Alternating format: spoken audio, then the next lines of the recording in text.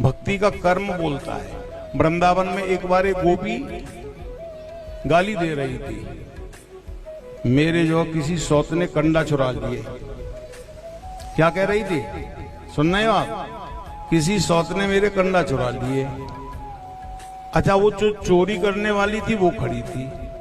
महात्मा जी ने कहा गाली नहीं देते हैं, कंडा की कोई पहचान हो तो बताओ।